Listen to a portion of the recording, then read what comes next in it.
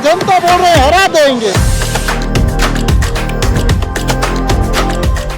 छत्तीसगढ़ में विधानसभा के चुनाव एकदम सर पर पहुंच चुके हैं और माहौल इतना गर्मा गर्मी का है कि जिस तरफ आप निकलेंगे और लोगों की भीड़ नज़र आएगी तो लोगों की भीड़, अगर आप पत्रकार हैं तो पूछेगी माहौल क्या है।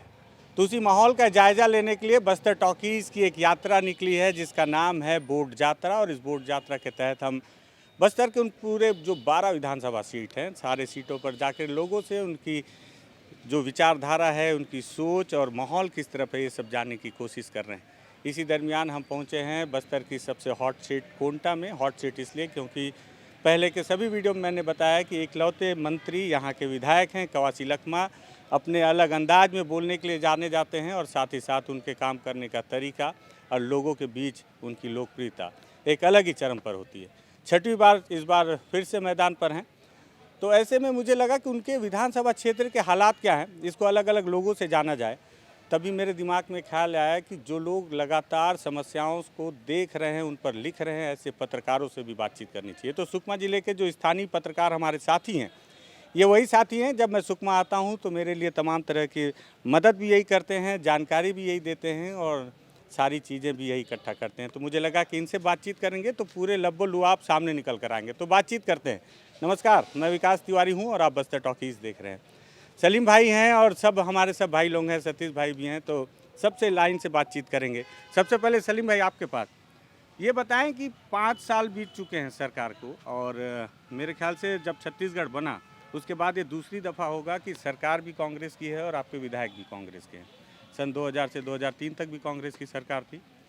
इन बीते 5 सालों में जब आपके विधायक बहुत कद्दावर नेता रहे, मंत्री रहे, तो क्षेत्र में क्या विकास हुआ, क्या समस्याओं पर ध्यान दिया गया, हकीकत क्या है ज़मीनी? बीते 5 सालों में कांग्रेस की सरकार ने जो विकास किया है बस आपको दिखेगा गोठानों में, और उन गोठानों को भी पूरी तरीके से उन्होंने काम नहीं किया है। पैसे ज़रूर उसमें बर्बाद हुए हैं। बर्बाद इसलिए कहेंगे क्योंकि गोठान का जो स्वरूप था मैदानी इलाकों में, जो भूपेश सरकार ने जिसको इम्प्लीमेंट करने का सोचा था धरातल पे, वो उसका स्वरूप उसको नहीं मिल पाया। उसका जो उद्देश्य है उसकी पूर्ति आज भी नहीं होती। सुकमा ज़िले में करीब 140 गोठान होंगे, जिसमें से अब अचंभित होंगे कि 20 से 30 ऐसे गोठान हैं जिन पे काम चल रहा है, जहाँ पे सब्जियां हो गई और पशुधन विभाग की तरफ से जो योजनाएं संचालित वहाँ पे हो रहा है। बाकी आप गोठानों का अगर सर्वे करेंगे तो आपको सबसे बड़ा घोटाला आपको देखने को मिलेगा। ये बीजेपी ने भी इस पे एक मुहिम चलाई थी गोठान पे। हाँ, बीजेपी में चलाया था, बताया था, गोठान के जो खुलासे किए थे, उन्होंने पोल खोली थी, लेकिन धरातल पे आपको विकास नहीं दिखेगा। और 5 सालों में कोंटा विधानसभा की अगर बात करें तो हालांकि यहाँ के जो विधायक वो 25 साल से हैं, लेकिन बीते 5 सालों से वो कैबिनेट मंत्री हैं भूपेश सरकार में। लेकिन ऐसी कोई उपलब्धि देखने को नहीं मिली कि कुछ अलग से बताया जाए कि हाँ इन्होंने ये किया है। सड़क पुलिया तो बन रहे हैं, जो सड़कें बन रही है वो पीएमजीएसवाई की है। हाँ, एक चीज़ और है इसमें, जो देवगुड़ी को लेकर ये बड़े बड़े दावे करते हैं कि हमने देवगुड़ियों को जीर्णोद्धार किया, उसका मरम्मत किया है, लेकिन उसका जो फंडिंग है आप चौंकेंगे उसको कि उसमें जो फंडिंग, जो पैसा जो खर्च हो रहा है वो मनरेगा योजना का, जो केंद्र सरकार का है। तो आप समझे कि योजनाएं कैसी हैं और दावे क्या है, और उन योजनाओं को धरातल पर उतारने पर किनके पैसे खर्च हो रहे हैं। उपलब्धि बस ये बता सकते हैं कि इन्होंने मंत्री जरूर बने हैं, सरकार है कांग्रेस की, काम हो रहे हैं, गोठानों के अलावा कोई विकास यहाँ नहीं दिखता। अच्छा, लेकिन वो गोठान की भी वस्तु स्थिति ये है जो आपने बताई है। लीलाधर राठी जी हैं, सुकमा में बहुत ही ज़्यादा वरिष्ठ पत्रकार के तौर पर गिने जाते हैं। राठी जी, स्वागत है बस्तर टॉकीज़ में। मैं सोच रहा था कि विधानसभा के हालात क्या हैं, पत्रकारों से बेहतर कौन जानेगा। अलग अलग स्थितियां हैं पत्रकारों की भी, आजकल दबाव प्रभाव हर किसी को पता है, छुपी हुई बातें नहीं है, लेकिन फिर भी जब दिल खोल के बोलने की बारी आएगी तो हो सकता है कि बोल दें। तो क्या लगता है, कोंटा विधानसभा क्षेत्र को आज किस स्थिति में देखते हैं? 5 बार आपके विधायक यहाँ से जीत चुके हैं, 6वीं बार मैदान पर हैं, क्या उनकी क्या स्थिति है, लोगों की क्या स्थिति है? सबसे पहले रानू भाई आपको मैं धन्यवाद देता हूँ कि आप सुकमा जैसे क्षेत्र में पहुँचे हैं और हम सब की आवाज़ है, जो अपनी भावनाओं को आप व्यक्त करना के लिए मौका दिए हैं। आपका सवाल था कि पिछले 5 जो कार्यकाल में क्या हुआ। सबसे दुख होता है जब हम NH 30 की बात करते हैं कि एक समय था, ये हमारे लिए बड़ी दुर्भाग्यपूर्ण बात हो जाती है कि इससे पहले जब कोंटा वो ख़राब था तो ये ठीक था, जब कोंटा सही हुआ तो आज आप जिस रोड से आप आए हैं, हाँ। और मैं भी जाता हूँ तो मुझे तकलीफ इसलिए होती है कि खून पसीने की पैसे की कमाई की जो गाड़ी है उस पर जब लगता है, उसके नीचे चैम्बर लगता है तो तकलीफ होती है, क्योंकि जितने लोग हैं सबको सरकारी गाड़ी मिली है, उनको दर्द नहीं होता है, और दर्द उनको होता है जिनके पैसे से खुद की खरीदी हुई। तो सबसे बड़ी शरीर अलग टूटता है। अलग टूटता है। आप जिस दिन अगर जगदलपुर से जाके आ जाएंगे दूसरे दिन उठ नहीं पाएंगे, स्थिति है। तो सबसे बड़े विकास का जो दावा करते हैं, जो वादे किए हैं, वो कहीं मुझे दिखता नहीं। खासतौर पे NH30 की बात करें, जहाँ से यानी ऐसा कोई स्टेट का व्यक्ति नहीं जो गुजरता ना हो। जब हम विकास के बड़े बड़े होर्डिंग्स देखते हैं तो लोग कहते हैं ये कौन सा विकास है कि जो हमारी रोड, जबकि कैंप इतने बन गए। अब तो वो भी बात नहीं है कि नक्सली अटैक कर रहे हैं, नक्सली बनने नहीं दे रहे हैं, कहीं भी नक्सलियों ने विरोध नहीं किया NH30 को लेकर। जबकि कोंटा की जो रोड बनी है वो जरूर सीमेंट की है, लेकिन दूसरे शब्द में कहूँ तो कहीं ना कहीं वो खून से बनी है, जवानों ने शहादत दी है, वो रोड बनी है। तो इस रोड को लेकर आखिर क्यों सरकार चिंतित नहीं है? स्टेट गवर्नमेंट, सेंट्रल ने इसका पैसा दे दिया, बाकायदा टेंडर हो चुका है, और कहीं ना कहीं मुझे लगता है ठेकेदार के ऊपर मेहरबानी सरकार करती दिख रही है। अच्छा, लखमा जी से मैंने अभी इस पर सवाल किया तो बोले अधिकारी मेरी सुनते नहीं हैं। और सबसे मजे की बात कि लखमा जी का एक वीडियो आपने देखा होगा वायरल, कि मैं हेमा मालिनी के गाल जैसी सड़क बना दूंगा। उनके बोलने के बाद, मंत्री बनने के बाद ये स्थिति है। देखिए कि मैं थोड़ा सा किसी अभिनेत्री के बारे में कहना नहीं, ये लखमा जी ने कहा। लखमा जी कह सकते हैं, वो कुछ भी कह सकते हैं, लेकिन किसी अभिनेत्री के बारे में नहीं कहूँ। लेकिन हमको रोड से मतलब है। वादे किए गए, बड़े बड़े वादे किए और अधिकारी नहीं सुनते, शायद ये थोड़ा सा मुझे लगता है कि चमत्कारिक बात कह रहे हैं कि ऐसा हो नहीं सकता कि कवासी लखमा बोले और सुने ना।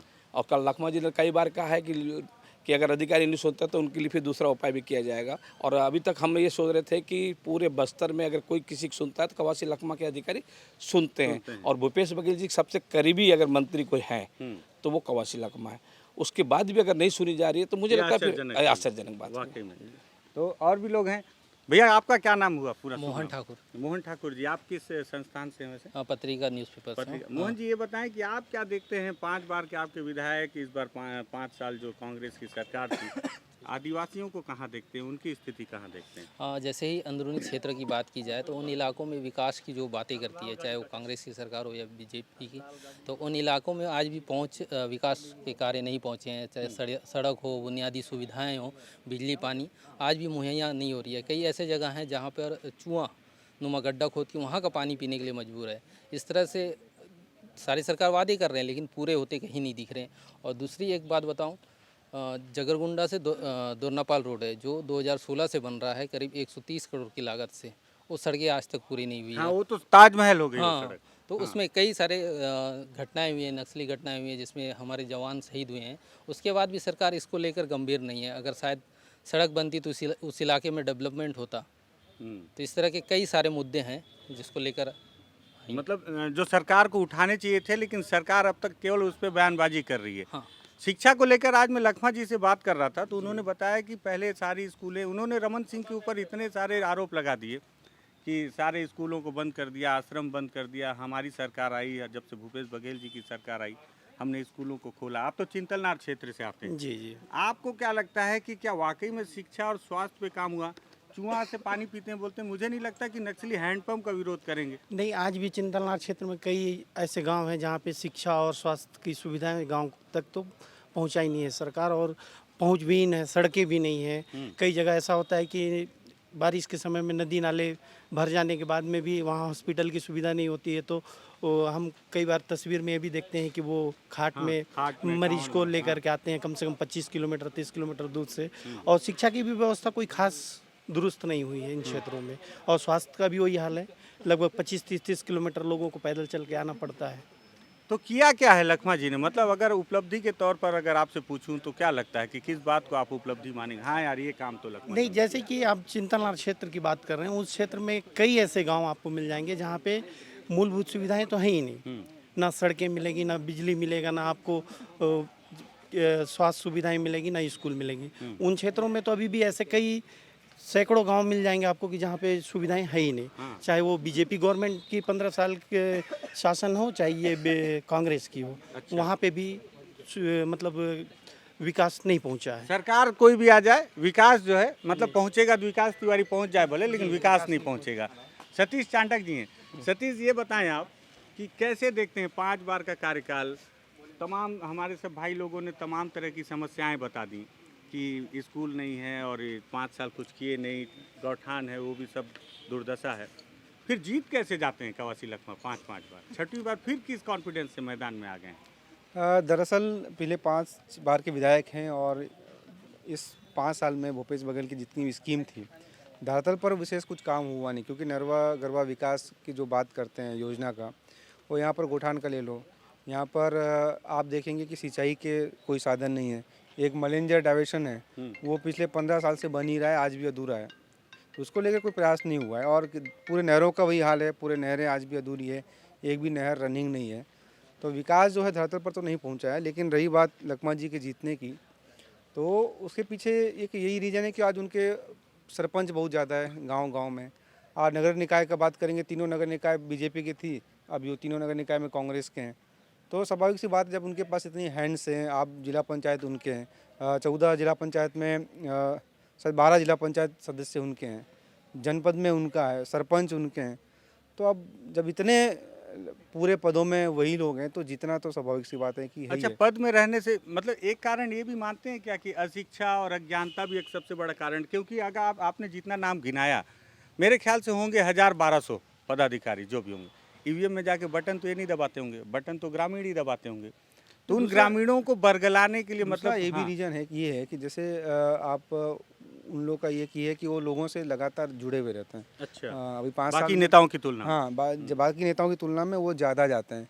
जैसे भाजपा की बात कर लें, भाजपा के नेताओं के बारे में कहा जाता है कि 5 साल में चुनाव के समय ज़्यादा रहते हैं सक्रिय, और रहते भी होंगे तो अपने इलाके में रहते हैं। लेकिन ये लोग 5 साल तक आना जाना, हर समाज की बैठकों में जाना, ये सब है कि उनका ज़्यादा रहता है। तो हो सकता है कि ये भी एक व्यू पॉइंट हो जनता का कि हमारे बीच में ज़्यादा हमारे बीच रहता है। आते हैं। ये भी एक, और सबसे बड़ा पॉइंट यहाँ पर है छिनगढ़ जो है जनपद है, वो जनपद ब्लॉक सबसे बड़ा है और सबसे जागरूक है, और वहाँ पर मतदान प्रतिशत भी सबसे ज़्यादा रहता है उस इलाके में, और नक्सली बहिष्कार का भी असर बहुत कम होता है उस इलाके में। तो वहाँ से वोटिंग तो वहाँ से वोटिंग ज़्यादा होता है, वो हमेशा वहीं से लीड रहते हैं। आप देखेंगे ना, बीजेपी जो है कोंटा से लीड रहती है, सीपीआई सुकमा ब्लॉक से लीड रहती है, शहरी क्षेत्र में बीजेपी लीड रहती है, वो छिनगढ़ से लीड करते हैं। तो यही एक वजह भी है कि छिनगढ़ इलाके में उनकी अच्छी पैठ है, और वहाँ पर बाकी नेता उस हिसाब से नहीं पहुँच पाते होंगे। चुनाव के समय एक अलग माहौल रहता है, हो सकता है बाकी लोग उस माहौल में लोगों को अट्रैक्ट नहीं कर पाते होंगे। ये भी आप एक लोग रीजन जाएंगे होगा। नहीं, एक सवाल और सबसे पूछूंगा फिर हम लोग और कदम बाकी बढ़ेंगे। स्कीम और भ्रष्टाचार, वो तो हाँ। अनवर भाई आप भी आ जाओ। कोई भी सरकार बने, सारे हालात वही है। आप अभी भी देख लेंगे तो गोठाने सब नील है, कोई ढंग से वो नहीं है। कागज में सब हरा हरा है। हाँ, सड़कों का तो जमीन एनएच पे सब का कुछ है। बुरा हाल है। आप आते हाँ, हैं तो एनएच हाँ। का बुरा स्थिति अभी है। भी कमर ये में बात दर्द सच है हाँ। कि सड़कें अंदरूनी इलाकों में तो बनी है सड़कें, अंदरूनी इलाकों में बनी है। कैंप भी खुले हैं। आज हम बात करें सिलगेर की बात करें तो वहाँ पर सड़क है, वहाँ से बस जा रही है। और स्वास्थ्य की बात करें तो जिला मुख्यालय में हॉस्पिटल अभी ठीक ठाक हो गया है पिछले 1 साल से, लेकिन बाकी स्थिति वही है। अस्पताल खोले तो डॉक्टर नहीं है, कॉलेज खोलने से टीचर नहीं है। ये स्थिति तो बिल्डिंग है लेकिन अंदर कुछ नहीं है। कुछ नहीं, ये ठीक स्थिति तो है। मुद्दा क्या होगा सबसे बड़ा इस बार चुनाव तो सबसे बड़ा मुद्दा ये है कि पोलाराम बांध है। अच्छा, पोलाराम बांध पे अभी तक चाहे वो भाजपा हो चाहे कांग्रेस हो, किसी ने काम नहीं किया। जब बीजेपी सरकार थी तो कांग्रेस विरोध करती थी, कांग्रेस सरकार में आई तो वही सुप्रीम कोर्ट में लगाए हैं। जबकि जब पोलाराम बांध का जब हुआ था फाइनल, तो उस समय आंध्र गवर्नमेंट ने कुछ पैसे दिए थे दंतेवाड़ा जिला, उस समय दंतेवाड़ा जिला था, तो उस समय जो कलेक्टर थे उस पर ये था कि सर्वे करने का था कि आप सर्वे करिए कितने लोग डुबान में आ रहे हैं और कितने क्या आ रहे हैं। तो उस पैसे से सर्वे न करके ये लोग कोर्ट में गए, कोर्ट में लड़ रहे थे। आज भी हमारे पास जो सर्वे रिपोर्ट आई है उसमें और धरातल पे बहुत अंतर है। अच्छा। हाँ, आज भी सर्वे रिपोर्ट सार्वजनिक नहीं हुई, जबकि पिछले विधानसभा चुनाव के समय सर्वे फाइनल हो गया था। 5 साल बीत गए। हाँ, वो बीत गए, क्योंकि लोग आज आप आंध्रा में देखेंगे उन लोग विस्थापन तक कर दिए हैं। उड़ीसा में सब चीज़ हो गया है, हमारे यहाँ अभी भी ये नहीं पता है कि कितने डुबान में आएंगे, कितने क्या नुकसान होगा उनको, कहाँ। आज भी आप देखेंगे सरकारी भवन बन रहा है, रोडें बन रही है, जबकि मालूम है जब डुबान मालूम में। है डुबान है। और पोलाराम बांध बन चुका है। आप इस साल तो बारिश कम हुआ है, पिछले बारिश में कोंटा प्रॉपर 20 से 25 दिन डूबा रहा। हाँ, वही इफेक्ट था बांधी का था, और ये पता है, सच्चाई है। लेकिन अभी तक ये नहीं निकाल पाए कि कहाँ विस्थापन किया जाए, हम साउथ से कैसे कनेक्ट रहेंगे, ठीक है हमारा ये रोड बंद हो जाएगा, लेकिन हम किस रोड से कनेक्ट रहेंगे? क्योंकि वो सबसे जरूरी भी नक्सली इलाका है। आप ऐसा तो है नहीं, आप देखिए दोरनापाल से जगमुंडा हमको सड़क बनाने में कितना लग गया है। 2011 में टेंडर हुआ था, आज तक दोरनापाल जगमुंडा सड़क नहीं बना पाई। ठीक बात, 130 करोड़ बता रहे हाँ, थे। 130 करोड़ जो भी है, तो आप फिर कैसे बनाओगे? आप आंध्रा कैसे कनेक्ट करोगे? तो हमारा ब्लॉकेज हो जाएगा ना। और जिस दिन ये ब्लॉकेज हुआ ना, उस दिन आप सुकमा पूरा ग्रोथ डाउन हो जाएगा, क्योंकि सुकमा ग्रोथ के पीछे ये रीजन है कि ये स्टेट हाईवे मतलब नेशनल हाईवे है, दक्षिण भारत को जोड़ने वाला हाईवे है, तो वाहनों का आवाजाही होता है, लोग आते हैं, यही एक ग्रोथ है। जिस दिन ये बंद हो जाएगा ना, तो सुकमा डाउन हो जाएगा।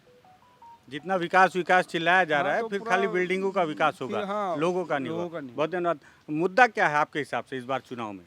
जी, बड़ा मुद्दा तो मेरे साथी ने बताया कि पोलावरम को लेकर है। मैं इसके पोलावरम पे भी एक बात ये बोलना चाह रहा हूँ, कांग्रेस सरकार हो भाजपा हो, लोगों को कैसे बेवकूफ़ बनाते हैं। भाजपा ने जो बेवकूफ़ बनाना था बना दिया, और कांग्रेस ने भी विपक्ष में आकर विपक्ष की भूमिका बहुत अच्छे से निभाया, और उन्होंने ये भी कहा था कि हम जब तक जिंदा हैं तब तक पोलावरम को बनने नहीं देंगे। लेकिन जब ये सरकार में आए, 5 साल तक इन्होंने ना पुनर्वास पे ना विस्थापन पर कोई बात किया।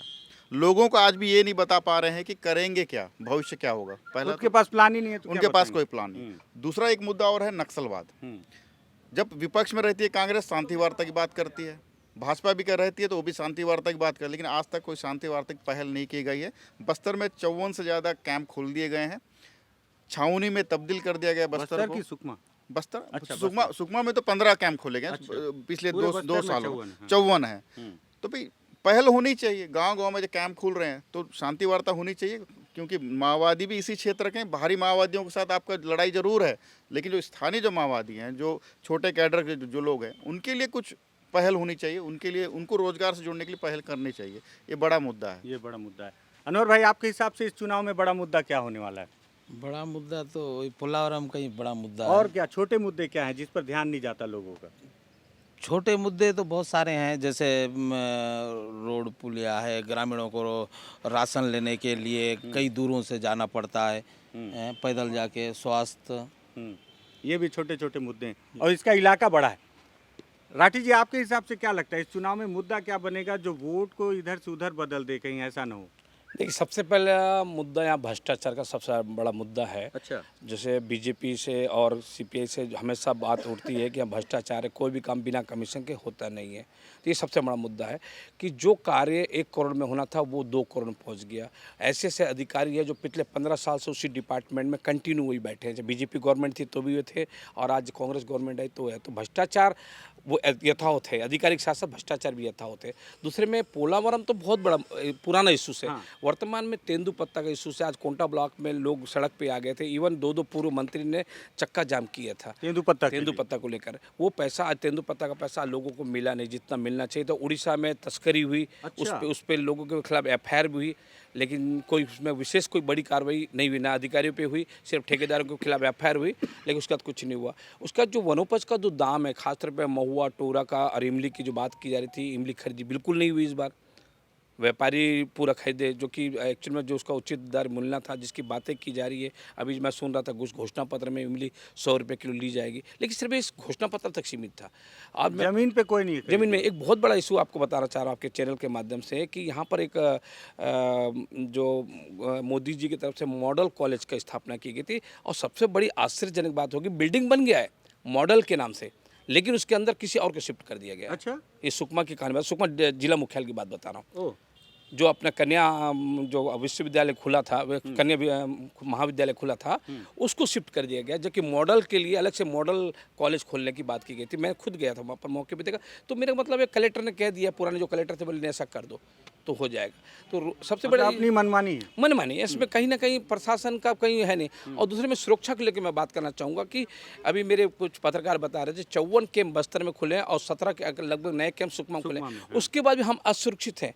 अभी मैं बता रहा हूँ, जो प्रत्याशी को दौरा करना, तो उसके लिए भी उनको वो नहीं दिया जा रहा है, ग्रीन सिग्नल नहीं दिया जा रहा है कि आप जा सकते हो करके। तो इससे पहले भी मनीष कुंजाम को भी रोका गया, मैंने उनके साथ कवरेज भी था। किया था। तो जब इतने कैंप है तो फिर क्यों नहीं एक प्रत्याशी जो भूतपूर्व विधायक है वो नहीं जा पा रहा है? तो कहीं ना तो आम आदमी की स्थिति क्या होगी? इसका मतलब जो बात कही जा रही थी कि नक्सली बैकफुट में, मुझे तो कहीं से नहीं लगता कि नक्सली बैकफुट में। आप अपनी खुद ही पोल खोल रहे हैं ये बोल के। या अब आप और हम लोग सब साथ में थे जब मनीष कुंजाम का दौरा था। तो मनीष कुंजाम को जिस तरीके से, और किसान नेता जो आए थे, उनको रोका गया कि आपको नहीं जा सकते आगे, टिकैत जी को रोका गया था। तो फिर हम ये जो कैंप खुले हैं तो उसके बाद भी असुरक्षित जो महसूस कर रहे हैं, इसको थोड़ा सा दूर करना पड़ेगा, तभी ये कैंपों का सार्थकता सिद्ध होगी। ठीक है, बहुत धन्यवाद। हमारे साथ एक बहुत युवा पत्रकार भी हैं, इनसे मैं बात करना चाह रहा था लेकिन बार बार इधर उधर जा रहे थे। आप अपना परिचय दें पहले। जी, मेरा नाम मोहम्मद नाजिम है, स्वदेश न्यूज़ चैनल चलाता हूँ। अच्छा मोहम्मद जी, उम्र क्या है आपकी? मेरी 21 साल है। 30 साल? 21 अच्छा 21 है। हाँ वही मैं बोला, देख के तो 30 के नहीं लग रहे हैं आप, एकदम यंग जर्नलिस्ट हैं। और घर कहाँ है आपका? जी, दोनापाल में। दोरनापाल। क्या लगता है आपके लिहाज से, आप 5 साल से लखमा जी को कैसे देख रहे हैं, और उसके बाद इस बार मुद्दे क्या होंगे आपके लिहाज से? मेरे हिसाब से देखा है ना, मतलब जो गांव के व्यक्ति है, जो बाहर के व्यक्ति है, बहुत अंतर है। गांव के व्यक्ति लोग को जो विकास मिलना चाहिए वो मिल नहीं पा रहा। जैसे कि सड़क कब बनती है, जब गर्मी टाइम चालू होता सड़क, वैसे 2 महीना बाद बरसात आ जाता है, तो फिर सड़क कोई मतलब का नहीं, क्योंकि पानी गिर जाता, सड़क बर्बाद हो जाती है, बह जाती है, विकास तो हो नहीं रहा है। और दूसरा है राशन, 40-40, 50-50 किलोमीटर से दूर राशन लेने जाते हैं, मगर उनको राशन दिया ना, टेक्नोलॉजिकल हो गया अभी, फिंगर लगाओ। हाँ, फिंगर वाला। तो उन लोग आते हैं विश्वास के साथ कि हमें राशन मिलेगा, मगर ये इशू क्या बोलते हैं, नेटवर्क इशू है, ये है वो कारण के भी रहता है कि स्कैन नहीं कर पाता है, ऐसा कई बार होता है क्या? हाँ, तो इस कारण बता रहे ये हो गया वो हो गया, कारण राशन नहीं मिल पा रहा। जैसे कि चिंतक हुआ, जगह ये क्षेत्र जो है, वो क्षेत्र जगह ना 90% राशन लेने के लिए बहुत दूर से आता है, वापस जाते हैं। मतलब उनके जीवन का सबसे बड़ा लक्ष्य यही है कि किसी तरह से राशन खाने के लिए उनके लाले पड़े हुए हैं बस।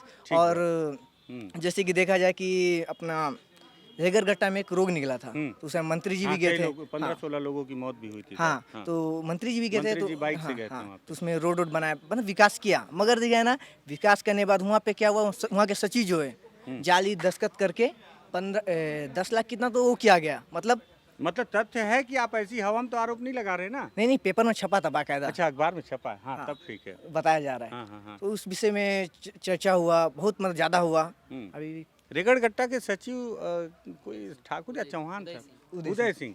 हाँ, मैं मिला था एक बार, जब मैं रेगड़गट्टा गया हुआ था तो उनसे मिला था। तो आपके हिसाब से आखिरी सवाल आपसे है कि मुद्दा क्या होगा इस चुनाव में? शिक्षा और रोजगार के बारे में बोलना चाहूँगा। शिक्षा का स्तर यहाँ पर दिन ब दिन गिरता जा रहा है। भले वो बोर्ड के उसमें हम सुकमा जिला अव्वल दिखा रहे हैं, लेकिन उनकी बुनियादी शिक्षा उस स्तर से नहीं हो रही है। उसका सबसे बड़ा उदाहरण देता हूँ, यहाँ पे ITI और पॉलीटेक्निक कॉलेज है, तो वहाँ एडमिशन छात्र नहीं ले पाते हैं, और रीज़न होता है जो लेते हैं फर्स्ट साल में फेल होके बाहर हो जाते हैं। तो कुल मिला के ये स्पष्ट हो रहा है कि बुनियादी शिक्षा यहाँ दिन ब दिन गिर रही है, उस पर काम करने की ज़रूरत है। और दूसरा चीज़, यहाँ शिक्षकों की कमी है, उसको फुलफिल नहीं किया जा रहा है, और जो शिक्षक इस बार भर्ती हुए हैं वो बाहर से भर्ती हुए हैं। तो इसका मैं कल से बात कर रहा था, तो वो 700 पदों का, हाँ, उसमें से 2 लोगों का ही यहाँ पर स्थानीय स्तर पर चयन हुआ है। और अगर शायद 700 लोगों में से अगर यहाँ के लोगों को मिलता तो शायद वो यहाँ लंबे समय तक रह के काम करते, क्योंकि ये जो शिक्षक भर्ती में फिर ट्रांसफर वाला सिस्टम चलेगा, निकल जाएंगे, तो फिर जो था शिक्षक का व्यवस्था वो खत्म हो जाएगा। और यहाँ शिक्षा के लिए स्थानीय आदमी होना ज़्यादा आवश्यक है क्या? हाँ, स्थानीय आदमी रहेगा तो कम से कम क्षेत्रीय ज्ञान होगा, और उस क्षेत्र का अच्छी जानकारी रहेगा, और लोकल होने के साथ साथ थोड़ा सा टाइम भी दे पाएगा। नहीं तो हाँ, बाकी लोग आते हैं केवल खाना पूर्ति रहता है उनका, बस अपना अटेंडेंस करो और कंप्लीट करो, शिक्षा गुणवत्ता पर काम नहीं किया जाता। बस्तर की एक बात है ना कि दिन बुड़ली भूति पुरली, मतलब किसी तरह से दिन काट लो और रोजगार को कंप्लीट कर लो। और बेरोजगारी की बात करूं तो जिस तरह से स्थानीय स्तर पर जो भर्तियां होती थी पिछले गवर्नमेंट में, इस दौरान नहीं दिखा, जबकि बस्तर फाइटर की स्थानीय स्तर पर भर्ती हुई और शिक्षकों की भर्ती राज्य स्तर पर। हाँ, तो उस चीज़ को लेकर यहाँ की स्थानीय युवाओं में काफ़ी आक्रोश देखने को मिल रहा है, और जगह जगह इस बात को लेकर सवाल खड़े हो रहे हैं। हाँ, मेरे वीडियो में किसी ने कमेंट भी किया था कि जो बस्तर फाइटर है, मतलब मरने के लिए बस्तर के आदिवासियों को झोंक दिया जा रहा है, लेकिन शिक्षा पे और बाकी तमाम नौकरियों पे बाहर के लोगों को लिया जा रहा है। उसके बाद उच्च शिक्षा की बात करें, यहाँ कॉलेज कोंटा में खोल दिए हैं, सुकमा में और तोंगपाल में, लेकिन उच्च शिक्षा केवल कॉलेज खोलने से नहीं होगा ना, वहाँ पे बुनियादी सुविधाएं, जो प्रोफेसर है उनकी विशेषज्ञों की नियुक्ति होना चाहिए, चाहे वो बायो की हो, संख्या हो, गणित का हो, जो भी सब्जेक्ट हो। हमेशा ये चीज़ का कमी देखने को मिला है, जिसकी वजह से उच्च शिक्षा में यहाँ के बच्चे लड़के जो भी हैं वो पिछड़ रहे हैं, युवा, और उस स्तर से शिक्षा तो आगे भी नहीं जा पा रहा है। और रही बात जो प्रोफेसर आना चाहिए, वो उस स्तर से भर्ती नहीं हो रहा है, और इसी तरह से चल रहा है काम, ताकि युवा केवल कॉलेज में नाम ही लिखवाने तक हैं, और उसके बाद उनको जो ज्ञान होना चाहिए उस लेवल का ज्ञान नहीं मिल रहा है। अच्छा, ज्ञान नहीं होगा तो आपको बेरोजगारी भत्ता भी नहीं ले पाएगा, नौकरी के लिए भी एलिजिबल नहीं रहेगा और साथ ही साथ वो आगे बढ़ भी नहीं पाएगा, दिमाग भी काम नहीं करेगा। भैया एक लाइन में आप बताएं मुद्दा क्या होगा आपके हिसाब से? सुकमा जिले में सबसे बड़ा मतलब पोलावरम में जिस तरह से पोलावरम बता दिया कि आप कुछ और आपके हिसाब से। इस इलाके में जो ठीक है अभी सड़कें बन रही है, अंदरूनी इलाकों में सड़क पहुंच रही है, लेकिन शिक्षा की बात करें तो सरकार कहती है 300 स्कूल खुल दिए, लेकिन वहाँ पर शिक्षा का स्तर क्या है, वहाँ के बच्चे को क्या जो शिक्षा प्राइमरी स्तर पर मिलना चाहिए वो क्या मिल रहा है? वो, इस प्राइमरी स्तर इसको किस तरह से उसका प्रशिक्षण किया जा रहा है, किस तरह बच्चे पढ़ रहे हैं कि नहीं पढ़ रहे हैं, उसका जाकर कौन देखने वाला है? क्वालिटी पे काम चीज नहीं। बहुत बहुत धन्यवाद धर्मेंद्र भैया, और बहुत धन्यवाद मैं दूंगा अपने सारे पत्रकार साथियों को सुकमा के, जिन्होंने बताया, मतलब इन्होंने ऐसा कच्चा चिट्ठा खोल के रख दिया है कि 5 साल कवासी लखमा यहाँ विधायक थे और बीते 5 साल से तो मंत्री थे, 25 साल से विधायक थे, लेकिन समस्याओं का अंबार खोल दिया है सारे पत्रकारों ने। आपको अगर ये बातचीत समझ में आई, वो समझ में आया हो कि ज़मीन पे नेता बोलते क्या हैं, करते क्या हैं, और ये बातचीत ठीक लगी हो, इस वीडियो को शेयर कीजिएगा, बस्तर टॉकीज को सब्सक्राइब कीजिएगा। धन्यवाद।